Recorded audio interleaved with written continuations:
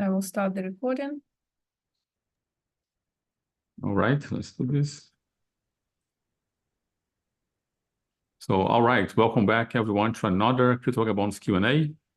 This event occurs every Wednesday. And before I go with this, I need to let you guys know that the presentation of today is something that I have done in the Academy, of course, not the whole presentation, but it is a portion of it.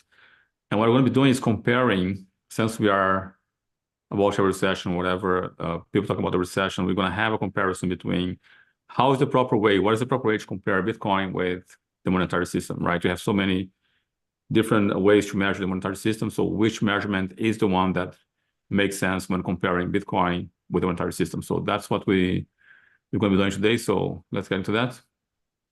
Hey, hi, Raymond. Welcome. And for those who are here for the first time, such as Raymond, you're going to be receiving a link where you're going to be able to book a call with me. And I'm going to try to be able to add as much value as I can to you. Yes. Yes. Yeah. Thank you. So, Okay. all right. So let's get into this because it's a presentation with a lot of graphs and I want to be able to explain them to you guys so you guys can understand what it is. So without further ado, let me get straight into this presentation. I'm just... Raymond, I'm just going to unmute you. Hello.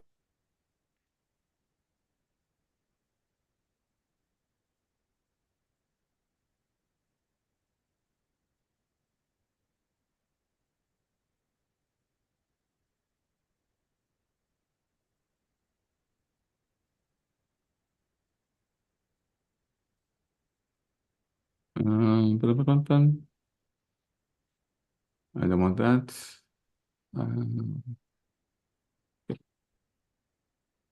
So let's do this. Here we have it. You guys let me know when you have my screen. So Yeah, it's all good.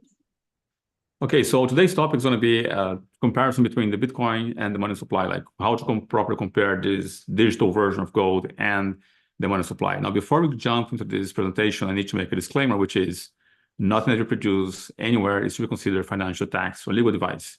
Also, please be aware that this presentation occurs every Wednesday at 1 p.m. Eastern time. And we're going to be doing this as long as we can for every Wednesday. It's live. So remember, and also you can interact with us on a daily basis, not daily, but Monday to Friday on Clubhouse at 7 a.m. Eastern time. So 7 a.m. Clubhouse, 1 p.m. on Wednesday's call here. So the roadmap of today, we're going to be talking about how to measure the money supply, how can the global monetary X-ray, and also how to compare Bitcoin with the money supply or fiat. So this whole presentation, it was not my doing. The guy who created this, and you should give credit where credit is due, is Matthew Mizinski. I'm most likely butchering his name. He's one of the few guys that were adding value to crypto space when I came to the crypto space in 2015. And he was doing a podcast, I think it was called Crypto Voices. And he also has this website called Procopsal Economics. So the graphic I actually have to buy because it was behind a paywall. I got the graphic years ago, made a presentation, and I think it's valid today. So, but the credit of this is to him, Matthew Mizinski. So if you guys want to get the full graphic, please contact him. I'm going to leave a link to you guys on the description how to contact his website and get the full graphic. But so let's measure the money supply. And of course, we see graphs like this when you look for the image of how to measure the money supply, M0, M1, M2, M3, and doesn't end at M3, goes M4 and so forth. But this is the most common graph when it comes to measuring the money supply. Now, another way to look at it is to break that graph and explain what each one is. And you can see that once you break it down, you have something called the MB, which is not present on the previous graph. People start most of the time at M0. Now, it's important to understand that this graph, you can see that M0 is inside M1, and M0 and M1 is inside M2. So each level you go includes all the previous levels. Now, this is a way that I found, like a graph that I found that breaks up really well. So MB stands for monetary base. And then this is the currency that are in the vaults in Federal Reserve deposits and is being held by the commercial banks. And of course, issued by the Federal Reserve is also all currency in circulation, as you guys can see here. And then when you go to commercial banks, you have demand deposits and checkable deposits. And then you have saving deposits, which I'm not sure it's practiced nowadays, but used to be like you have a saving account and a few other instruments. So all of these retail money. And then you go to M3, which is large long-term time deposits, institutional money market. And you start to enter here what we call not retail money, but wholesale money. Now, according to this graph, the best way to compare is to go to the monetary base, because all of this is beyond the monetary base. Like banks can create their own version of currencies. So we're going to focus on the monetary base, which is created, issued, and being held on the Federal Reserve deposits. And if this explanation is not good enough to you guys, watch this again. And I'm going to be showing some more graphs that explain a way to break this down and to understand this. So the best explanation I can come up with of a way to oversimplify this is the following. And I have created this for the Academy. So the best way to do this was to create a bank. And imagine if you have a bank, and then this is the central bank or the Federal Reserve. So in this experiment, we're going to pretend that there is a bank called the Daisy Bank, and there's another bank called the Vagabonds Bank, right? And we're going to imagine that there is client. And remember, this is like just a thought experiment for you to understand what is monetary base and how the banks operate. So what we have here is commercial banks, and this is central bank, Federal Reserve. Now imagine a client, Daisy Bank just opened, there's zero balance, there's nothing there, they just opened their doors, and Sandra deposits 100 euros or $100 into the bank. So the way that it's going to look on the balance sheet of the bank is the bank's going to have 100 euros asset, which is the currency that Sandra deposits. It's important to understand that this deposit is currency, like live currency, the tangible currency being deposited in the bank. So at this point, Sandra deposit 100 euros, and that bank has 100 euros in assets and 100 euros in liability. Why? Because Sandra can come to the bank and say, I want my money right now. So it's a liability. And in this case, the bank has 100% reserves in the sense that it has 100 euros deposit and is responsible to deliver or give out 100 euros. So this bank is pretty sound, 100% reserves for 100% liabilities. Now, we have another bank here, and this bank is, we call the Vagabonds Bank. And equally, in the Vagabonds Bank, someone deposited 100 euros. The balance sheet looks like 100% asset, 100% liability, and we are in 100% reserves. I hope this is simple enough to you guys. Now, when we move on, what happened is we have those cash with us. We can have that in our vaults. We, as commercial banks, we have to deposit this on the Federal Reserve Bank. So the biggest distinction between a central bank and a commercial bank is a commercial bank serves civilians and a central bank serves commercial banks. So with both the Daisy Bank and Vagabonds Bank, we're going to deposit that cash with the Federal Reserve, and each one of our accounts is going to account for the 100 euros. It's still with our thought experiment. Now, we are here. There's 100 deposit from each one, and we still one. In the case of the Daisy Bank, it's 200% assets, 100% liability, 100% reserves.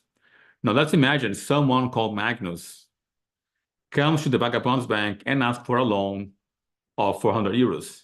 And this is the magic part of the commercial bank. I, as the owner of the Vagabonds Bank, I only have 100 euros, but I'm allowed to create something called a fractional reserve, which then I can issue 500, or in this case, 400 euros in loans to Magnus without having anything, because I have 100%.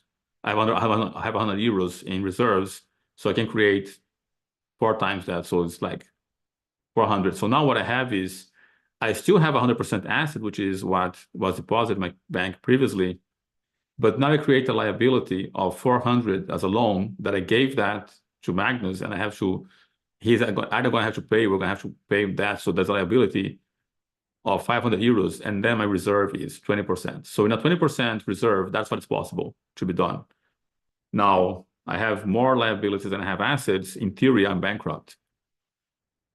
Now, the reason I explain this to you is for you to understand that this money, which is here, the liability created for the loan, it is money that I can create and any commercial bank can create. Now, what's very important is that the Daisy Bank can create their own currency, but if you take my money here alone and deposit on Daisy Bank, what's going to happen is that deposit is not going to go through, because I don't have on my credit on the central bank 100 euros.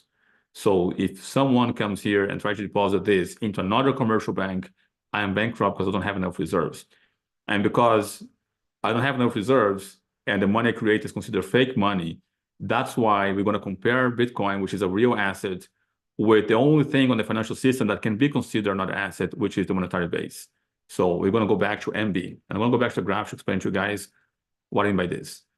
So in this case, we're comparing Bitcoin only with this part, the monetary base, nothing more. Because everything else, like from the demand deposits and checkable accounts, all of things is created out of thin air. This is the part which is created with, like, let's say it's considered to be real assets today. So, and for the sake of discussion, we're going to consider that real assets. So I hope that makes sense to you guys. Now, here is an explanation of what I just explained to you there, right? So the monetary base here, we're going to count the banknotes and the bank reserves. So the two things that compose M0, because those banknotes are also liabilities, but it's also created and it's considered to be a real asset using the commercial bank. So those are the two things we're going to be counting as the base money or the high power money or the printing press. These are what we're going to be talking about, not the other things. Now we have here gold, international reserves, and government bonds, which is not relevant for this. This is the part we're going to be talking about. Now, because I like to add humor to the presentation, I want to show you something, guys, that happened right after COVID and how COVID changed the world of monetary base, right? So here we go.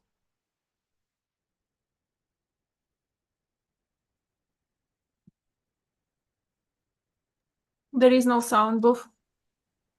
Okay, so I need to stop sharing. You guys don't have to edit this again. I'm going to have to stop sharing, and I forgot to share the audio. My apologies for my own ability.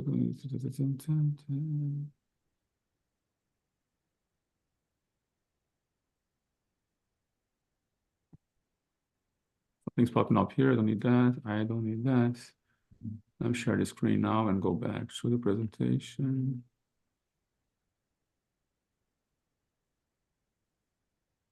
Now I don't see the presentation anymore, so.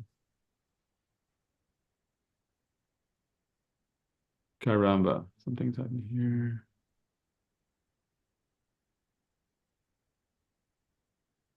Just give me a second, I'm gonna add audio to this. And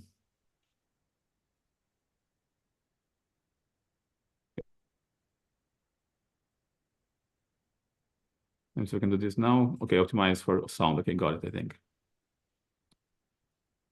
Can you guys see it? Yes. Okay, so we're gonna start now again with the audio. There is this graph about the balance sheet of the European Central Bank and the money that is on there now. And here it is. What I would like to show our viewers and ask the question about is, this is going over 8 trillion euros now. And isn't what you just told us about the cryptocurrencies, don't we see a gigantic bubble here on your balance sheet with the euro? And isn't this graph very nerve-wracking? Well, I can tell you that there is 0 crypto assets in the balance sheet of the ECB. That I know. Point number one. Well, I just don't want any ambiguity about it. Yeah. But you have to think in terms of counterfactual. If we had not decided on March 18th, when we put together the pandemic emergency program and then subsequently increased the volume of commitment that we made to the European Union economies, we would be in a devastated situation. So I don't regret any of that move that we took on that day, which was 4 months into my job, to significantly increase the size of the balance sheet, because that's all we had. Yeah. Otherwise, the economy would have collapsed, and it would have been even accelerated by a financial crisis. You had to do it. It was So- the COVID crisis. You say that's what we Yes. needed to do. But how do you get it? It will back? come. It will come. In due course. Yeah. How? In due How? course, it will come. Yeah? No, But do you because I sleep will- at night when you see this? Of course, I have to sleep at night, and I have to worry every morning. Yeah. Yeah, okay. Over here.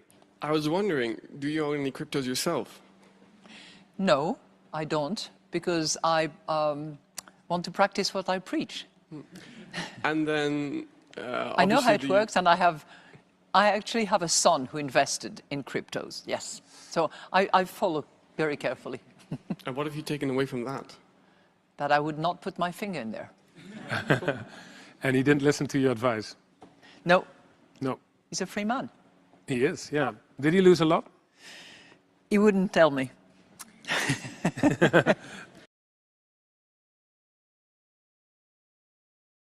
So as you can see, this was on the year of the COVID, and there's a few things we have learned from this, right? One is when you increase the monetary base, you're creating a bubble, as the guy just mentioned there.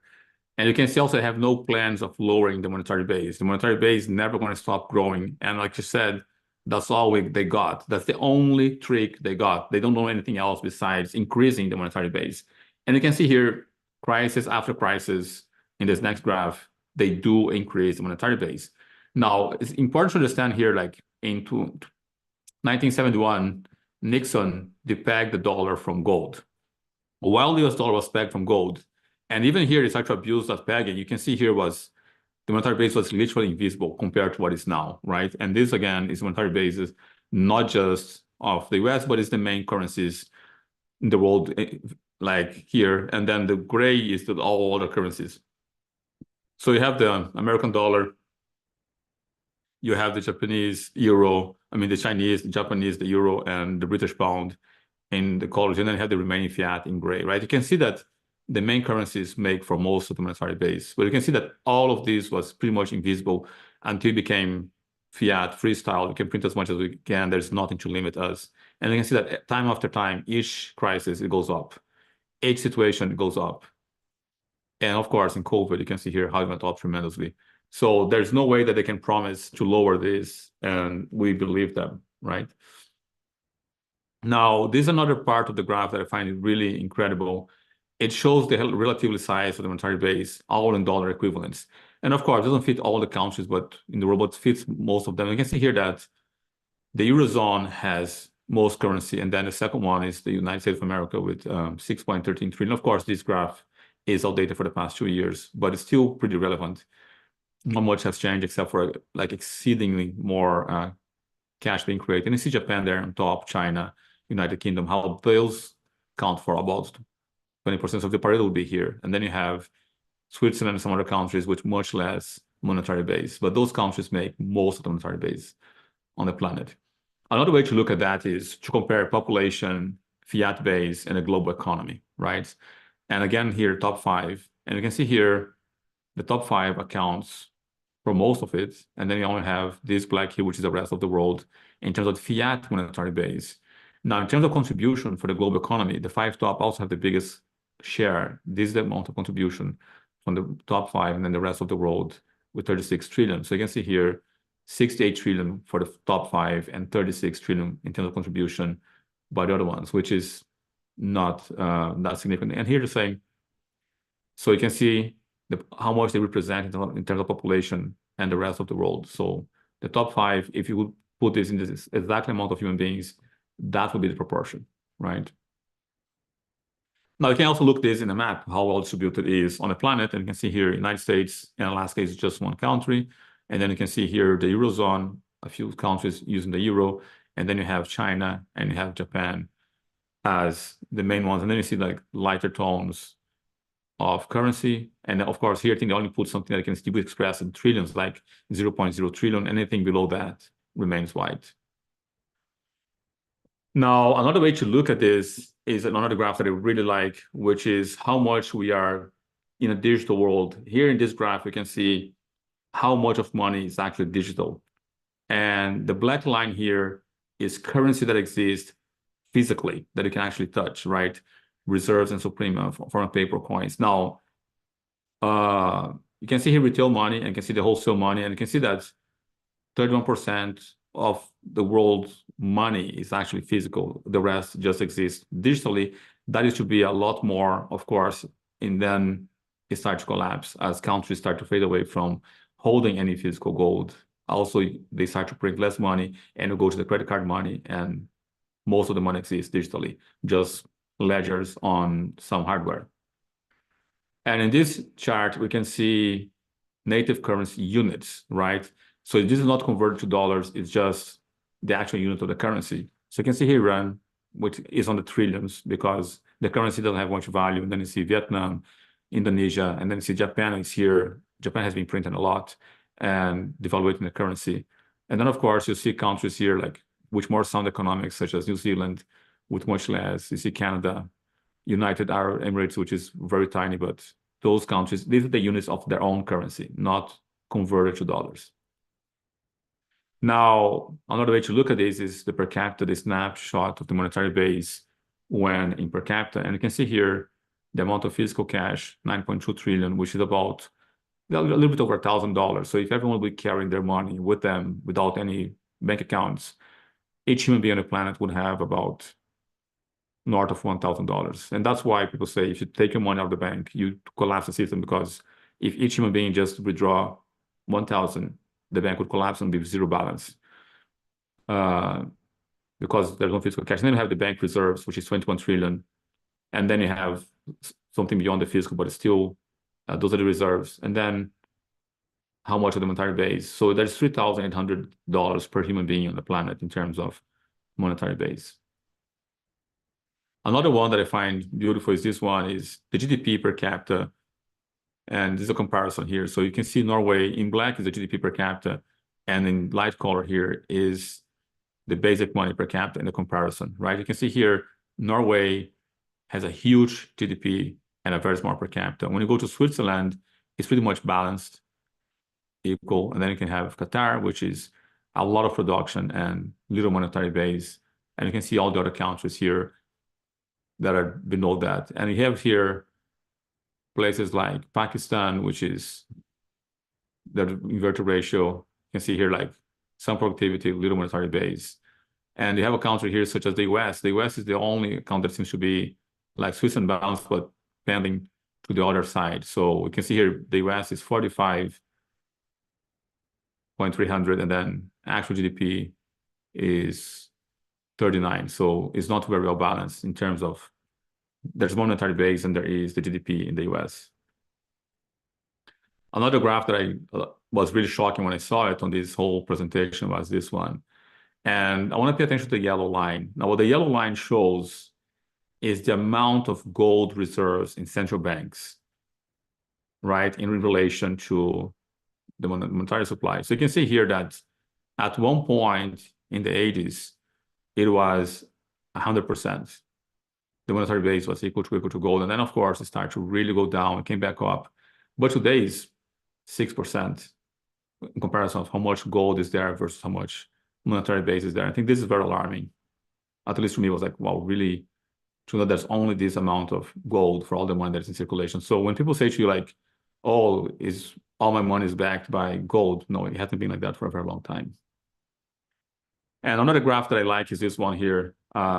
This black line is the amount of Bitcoin that is going into circulation. You can have here just north of 18 million Bitcoin in circulation, which means has been issued. That's the issuance of Bitcoin. And on the orange line is the value of Bitcoin in trillions, right? And you can see it was very insignificant in 2013, 2014, and you can see that it started to increase in 2015. Like after 2015 was still stable, when 2016, 2017 started to go up. I came into the space in 2015. But you can see here, it went up and down. This is like, of course, the volatility of Bitcoin make this go up and down, but I don't see a chance of us going back to what it was here. I just find this very difficult to occur, especially with the halvings. And here you see the halvings, right? You can see that also the halvings trigger that. You can see 2016, the halving kind of trigger going up here. And this other halving trigger going up here. So all else equal, each halving is going to increase the value in terms of trillions of dollars. And this is a graph that to me was also shocking. Like most of this graph, you have to take a lot of time to read and understand what is going on. So I'm going to try to translate in simple terms what this graph shows. This graph is taking the monetary base of country and it's taking 100 years of account and say, okay, in the past 100 years, what is the percentage of growth that it would happen every single year would cause the monetary growth that we saw. Because, of course, monetary growth did not grow steady the same percentage every year. It grew more some years than others. So you can see Argentina was really shocking. Argentina has been growing the monetary base at a rate of 100% per year. So if you take Argentina's currency for the past 100 years and you grew 100% a year, you would have this exactly growth until 2022 or 2021 this graph was made, right? Argentina is really scandalous. But Brazil is not much far behind. Brazil grew its monetary base on a yearly basis, average 98%. So there's no wonder that Brazil and Argentina have massive inflation. I'm not even sure if Venezuela is here in this, but it should have been. And then you see countries like Romania, like 7%, like study, but no country is below 6% on this. It's just amazing to me to see this. I really love seeing this graph, right? And you see places like Japan, Hungary, they're all about 10% per year. Now, another way to do this is how many years does it take to double, like the global average. So another way to measure is what if we decide to double every year? How many years we have to double our currency to do the growth that we have seen for the past 100 years? Argentina, they can pretty much double because remember it's 100% per year. So you can see here, Argentina, every year they double their currency. Brazil, pretty much the same. So imagine this is really like incredible that the monetary growth, the monetary base of Brazil and Argentina, they could just double every year and would have the exact amount of monetary base that we have now. Now, United States, which is here in this graph, the US, they can double every 7.6 years and they would have the same monetary growth as they have now. So we're getting close to the end, guys. I just want to show you some of the other things here. So here we have the compound annual growth rate of Bitcoin, which of course began with massive inflation on 57% and then doubling every 2 years. But now, because of the halving, what happened is the issuance of Bitcoin will double every 841 years, which is impossible by the protocol. So that's another way to look at, like, because now is growing at the rate that's growing now, it will take 141 years to double. Of course, we're never going to get there because there's not that much Bitcoin left. So that is the inflation rate of Bitcoin before next halving. And of course, this is going to go to half after the halving. So it's going to be a very low inflation rate. It's still inflationary, but very low. And when you compare that with silver and gold, you can see that Bitcoin has like a fraction of the inflation rate of silver and gold. Now, the monetary base is about 12.95, which is doubling every 6 years. So when you look at this graph, you may think, okay, this is a very good argument for Bitcoin being like increasing its value through time, because at the current rate, it will take 800 years for us to double the supply, which is impossible, of course. And I think this is the last one of the graphs here, but it's the power of compounding. I wasn't sure if I would keep this here, but it is something that I decided to keep it on. So if you increase the value of your money by 1%, it will take you about 70 years to double your capital. And then if you grow at 2%, so this is like percentage versus how many years for you to double at that growth rate, right? Like how much, like if you invest and you get, for instance, an investment to grow at 10% every year, you're going to be able to double your investment about 8 years later. So this is a graph that shows the growth rate and how many years it takes to double. So at 1%, it takes about 70 years to double. So now the Bitcoin mining production until 2141, right, 0.1%, 800-year doubling, as we just mentioned there. And then you see at gold mining, it takes about 30 to 40 years to double the supply of gold. Central bank typical price growth rates, pretty much they can double the monetary supply every 36 years. The U.S. Federal Reserve monetary base production since 1970 or 71 when Nixon pegged the dollar, they're doubling their monetary supply every 8 years. So this is a very good argument for Bitcoin in terms of inflation and how long does it take to double the supply. And this is another graph which is not so much to do with the supply, but it's comparing Bitcoin with ESG. And I want to compare this with ESG because there's a lot of criticism that Bitcoin is not green, it's not ESG friendly. So this is the amount of cubic tons of CO2. So Bitcoin mining is about 41 cubic tons. But guess what? Tumble dryers creates more CO2 into the atmosphere, release more CO2 than Bitcoin. So when people could start to complain to you about how Bitcoin is not green because issues like release a lot of CO2, well, are you willing to stop using your tumble dryer because there's more CO2 being brought to atmosphere due to tumble dryers than Bitcoin?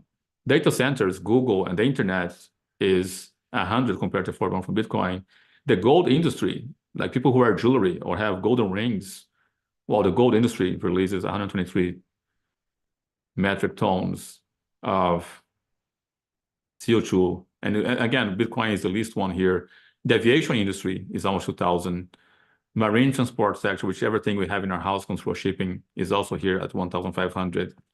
So also the comparison of how much energy Bitcoin consumes, it consumes about 0.5%, 0.5% of all electricity on the planet is being consumed by Bitcoin mining, right? And if you compare that with the fiat supply, if you compare with the non-industrial gold, jewelry, coins, and bars, 5.5, and Bitcoin versus non-industrial silver, you can see 90%. So Bitcoin is very ESG friendly when you compare with gold, silver, and everything else on the globe, even tumble dryers. So now here's the sources of reference of fiat money was got from the fiat bank, gold, silver, Bitcoin, where those data came from.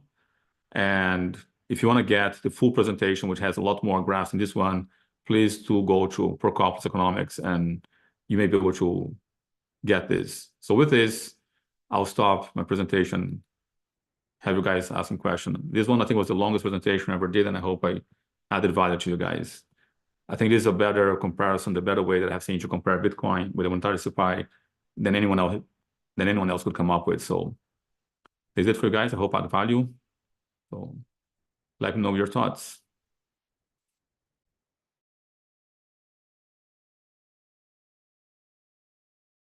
Thank you for the thumbs up, Roslyn. And of course, if you are in the academy, you already have access to the full presentation, the full graph. That was something that was really good in my view. I think Lali already saw that. So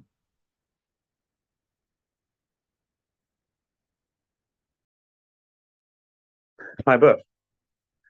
I wasn't aware that Bitcoin created less CO2 than tumble dryers. I think that's quite amazing.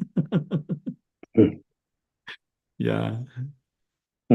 All the things in the world, and to see the difference with gold as well. It's something you don't normally think about at that relevant. So that's nice to point that out. Thank you.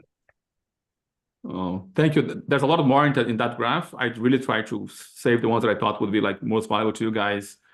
And the work has been tremendous. I think I have never seen any graph that's put into perspective. Like, it's very difficult after you look at this graph to argue against Bitcoin, especially when comparing to the monetary system, gold, silver, and everything else. So, yeah.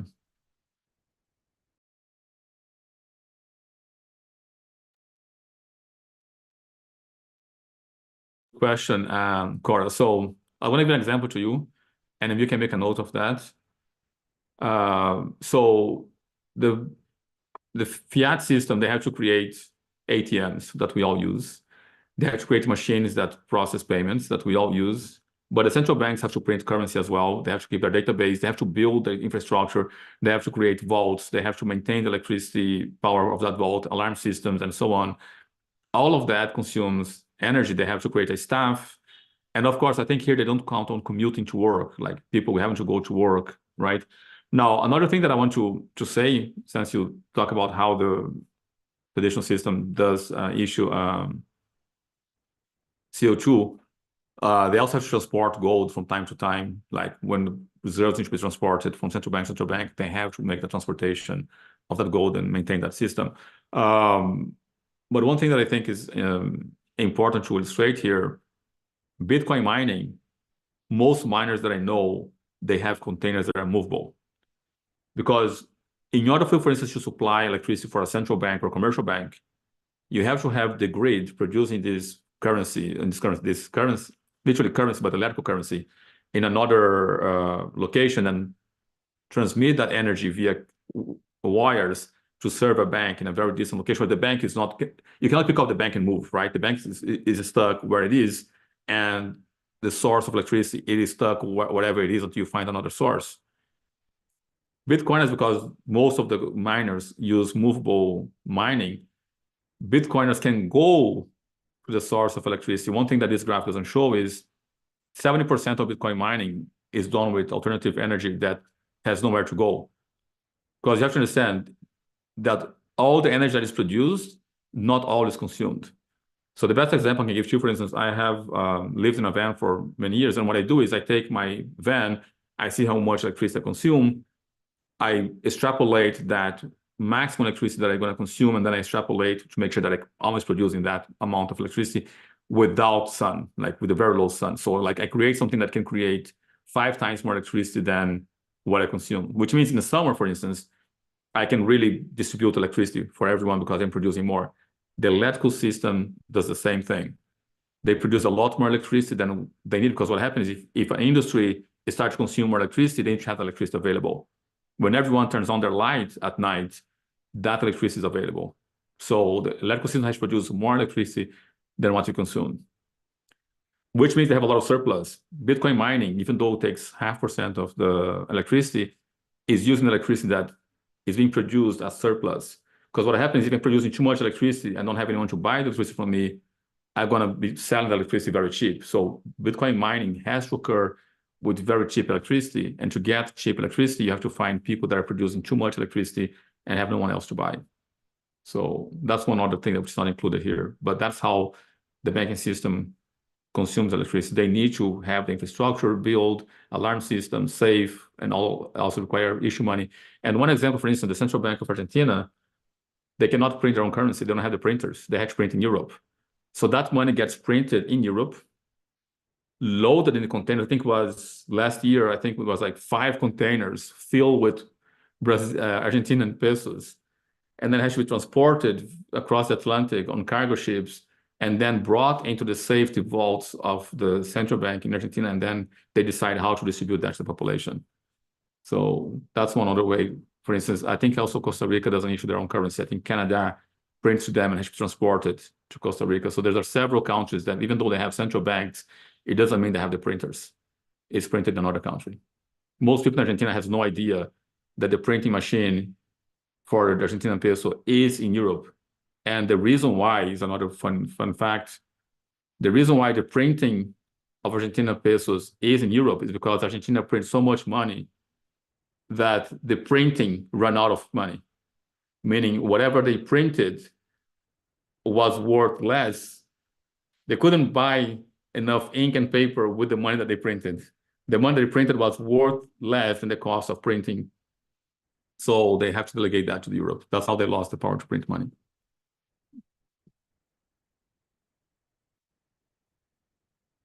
So a printing machine can run out of money. So I just have to say, wow. I didn't know any of those things. And I think most people won't think that, for example, you need to produce more electricity than what you're going to use because it has to be available there. Like, so thank you. And this thing about the money being cheaper than the energy you use to produce it. Thank you for the answer. Yeah, I find it difficult that people don't get excited by economics because it's a comedy. Like there's a lot of fun facts that people I laugh. Sometimes I'm reading books and I'm just laughing. Like it's laughable. It's like a great comedy sometimes. Yes, I was reading some stuff about the posts of Gary Gensler on Twitter about the ETF and the hack and everything. And wow, there's a lot of jokes there, and it's just you need to know economics to get them. So that is another way. I don't know. I just think it is before I knew about economics, I could never be able to understand those jokes, and honestly, they are really good. And and it's, I don't know, it's just that before I thought that the banking system was perfect and the government was okay, and I don't know those things. And now seeing that a lot of people are just joking about the mistakes that they make and that security is not that secure. I don't know, but yes, I agree. Yeah. People who try to understand money have more fun than people who don't understand money. Go ahead, Alan. Yeah, what you were saying about spare electricity. I do a lot of renewable energy, and one of the things I learned early on was that no matter how much renewable energy you put into the grid, there's always a power station that has the turbines going at full capacity all the time, no matter whether they put that out to the grid or not. And the reason is that, especially here in the UK, we don't have blackouts. And if the sun goes in or if the wind goes down, and you have a time when all of the adverts come on TV and everyone wants to put their kettle on, they need to have the power. So that's why you've always got the power station running at full pelt, whether they're using that for going to the grid or not. So the renewable energy in a commercial sense doesn't work. It's okay as a buzzword and stuff like this, but it's okay if it's on small areas like your house, your factory, your block of flats, whatever. But for a nation, you have to have that amount of power. So really, renewable energy nationwide is well, just superfluous, really. It's not actually used, because if it is used, there is always the power station at full capacity. So you're feeding the power station with the amount of fuel, which will keep it on full capacity anyway. So what's the point of using anything else? So I see the point for like alternative energy, like you say. Like, I live in a remote area, and I have plenty of wind and sun, and I can run my own. I mean, in that small scale, I'll say yes. Like in my van, right? I can just drive Absolutely. my engine, and yeah. In like, as an individual, as a family, as a small scale, I can totally understand it. But to say we're going to be able to power the planet with all by the sun is like, no. And even if we go there, let's say, like, just like gives, like, let's just play devil's advocate and say, look, we are totally wrong and they're right, we can do this with all the sun. I say, okay, right now we don't have the capacity to produce all the solar panels that are required to be powered by the sun. Plus, they have to be renewed and changed every 20 years. So even if increasing the efficiency, they're not going to last forever. We're talking about, if you double the capacity, let's say every half century, you have to change the solar panels. And then you have the batteries, you have the waste of the batteries. Like, you're going to be like demanding a huge amount of petrol, fossil fuel, to produce this grid, to produce these wires, to produce the solar panel, to produce the batteries, the casing for the batteries. It's like, you're going to give a lot of more money to the petrol industry. Plus, you're going to increase and accelerate the emission of CO2 by the fossil fuel in order to create this other grid. So it's not like we're going to flip a switch and then tomorrow magically we have all the solar panels that we need and all the batteries, and we didn't have to consume any petrol. It's like, most people don't think about this. And I think I haven't made a video. I think we made a video about this on the channel, right? On the problem with this. And I have made a video on the channel where I talk about, like, okay, what about the geopolitical problems, right? Because if, let's say, we're all here producing petrol, and we know that in 2035, the world is not going to want petrol anymore, I would say, listen, I'm out of the game. Let me cash out while I'm ahead, right? And then eventually you have, instead of 9 of us, you're going to have 2 of us. Say, okay, I'm going to continue to the end. Now the demand is increasing, the supply is diminishing. What's going to happen to petrol? To be honest, we're always going to need oil. We're always going to need fossil fuels. And I mean, even if you look at, for example, Michigan at the moment, they're in temperatures of -25, and they're saying, please don't use your electric car because you're not going to get to the corner. You know, don't bother even charging it because the batteries they can't cope with the cold. If you put your heater on, you won't get more than a couple of miles. You'll be stranded and you'll die in your car. But if you had a diesel vehicle, you could go right the way across America, at any temperature. So it always has its drawbacks, and everything we do costs the earth something. Yeah, no matter what it is, whether it's the clothes that you're wearing or the car that you've got, or your dining room table, always costs the earth something, and in power to make it and transport it and stuff like this. But for a nationwide thing, the power stations are always on maximum so that they can always cater for the demand as and when it's needed. And they might bring in, they might turn down the amount that they're outputting, but the turbines are still going at the same speed so that they can come up at any given time. And they may well use renewable energy at some point. But there's not a necessity for it on a grid scale. Like me, or like you've got it on your van, and I've got it on my house, and I haven't had an electricity bill since 2011. So all of this, people screaming about the money, I don't resonate with that at all.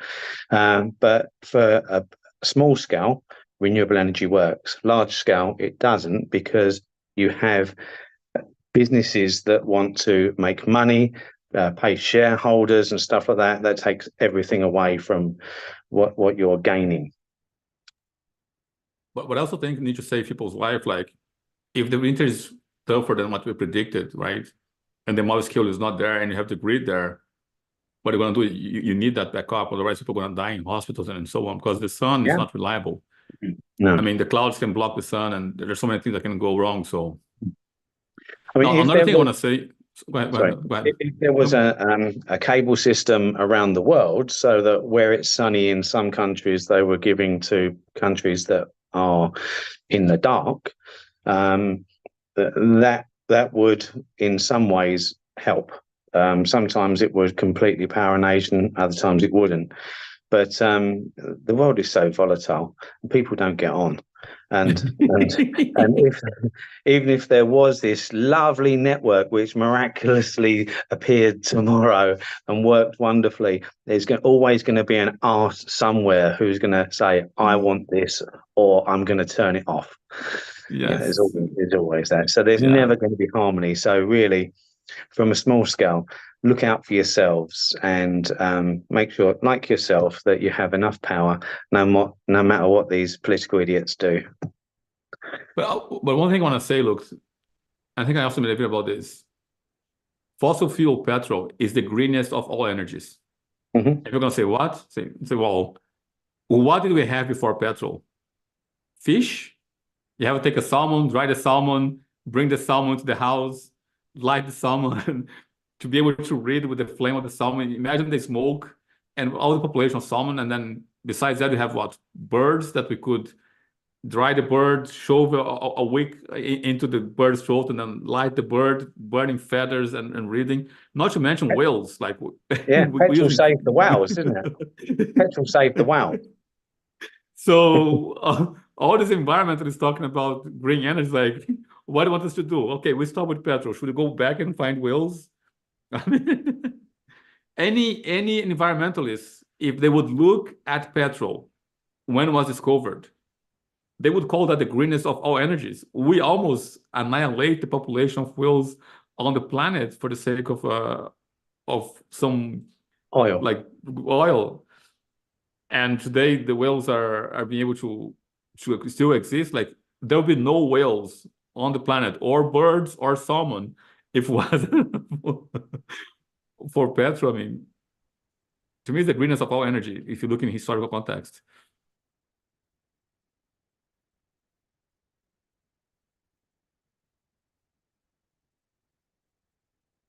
I think I'm gonna just post the video there. Yeah. To me, it's like the greenest of all energies, man.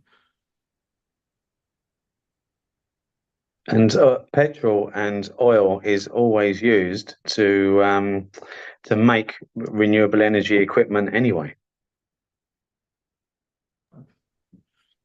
Yeah, I find. Now, another solution we can do for green, and have been suggesting this, is just add nuclear to the green energy list, and then we'll be fine. I mean, you need 1 PEP of like uranium, which is the equivalent of 2 barrels of petrol. So imagine this, like something literally the size of the last phalanx of my thumb has this as much energy as 2 barrels of petrol, and I think it's 11 cubic meters of natural gas. So if you can make nuclear green, given the advancement and the changes that have occurred on the nuclear front, I think then we're going to have a possible green planet. And people can say, oh, green energy, I mean, nuclear is so bad. The death toll of coal, which is being used now in Germany, is 1,000 times greater than the death toll of nuclear, even with all the disasters that we had on the planet. Nuclear disasters like plane crash. Plane is the safest means of transportation if you're going to count about how many people are being transported versus how many people die. If you compare to the automobile industry, airplanes are super safe. So it's just that it's so rare that every time a plane crash, we hear in the headlines. But if you're going to make headlines for every time a car crash, that would be a headline every second on the planet. So it is safer than what we think. It's just that it makes into our memory whenever there's a disaster. Plus, there's innovations today that would prevent many of the disasters that occurred in the past, though.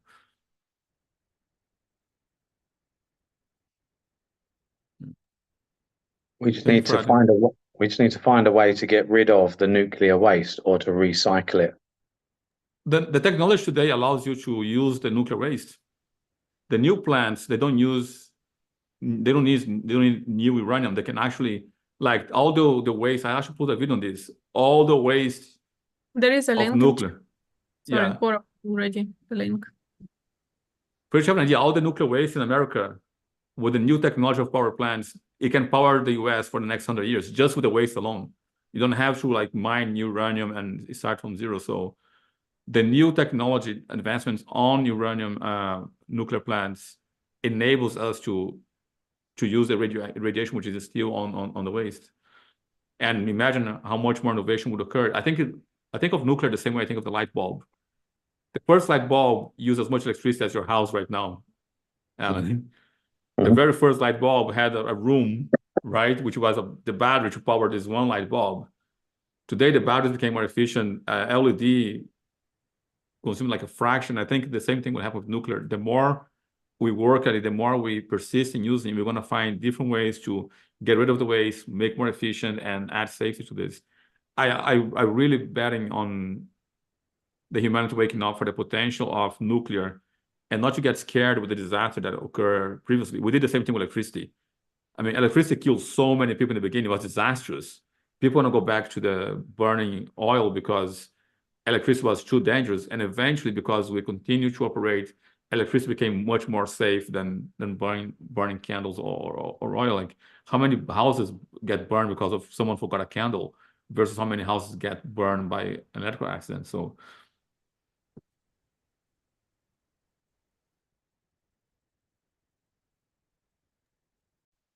and we got Carl coming back here. I think Alan and Carl are our two British loyals. Have you ever met Carl, Alan? No. Yeah. Carl is another UK guy here. How are you, Carl?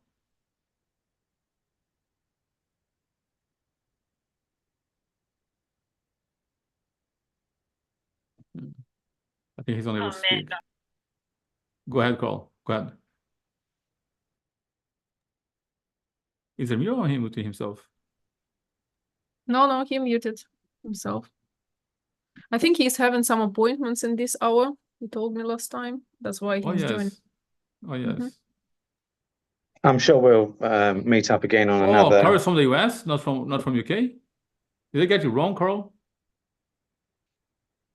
Maybe he's typing there. I thought he was a UK guy. Sorry about that. I hope I'm not in trouble. Anyway, we're gonna find out. Maybe he's American. Just not sure. Okay. All right, we're coming to the top of the hour, guys. Let's see if there's any more questions. If not, we can just call it a day. Alan, thank you for coming back, man. Thank you for returning to us. No problem. If I can get that link again, please, to the nuclear, I'd like to see it, if that's possible. Yes, we can. It's Is there in chat in Zoom, Alan, but we are going also to share it in the email recording tomorrow. Lovely. Thank you. Okay. Wow. Thank you, guys. Thank you, Ross. Thank you, Carl. Sorry if I got the nationality wrong, Carl. You're gonna shoot me next time we see you. Paul, Alan, Lee, Raymond, you're gonna receive a link to book a call with me because it's your first time here. Look out for that email. You want to talk to me about that? Yes, Raymond, Okay, I was sure. trying to find you. I think you didn't. I don't have your email address. I was trying to find that during the call. Can you share that with me here in chat? In private, you can just send a message only to Crypto Vagabonds. Raymond? How did he find us if you don't have his email? I'm not sure. Normally, when you book, like when you want to get a link for Zoom, you automatically go to our email list, but he's not there. Sometimes it happens. Okay, Raymond. Yeah, I sent it probably a minute before the start, so it should be there now. Okay. Yeah. Okay. Yeah, Okay, but I'll send it again. Okay, Oh, thank you. Okay, thank you.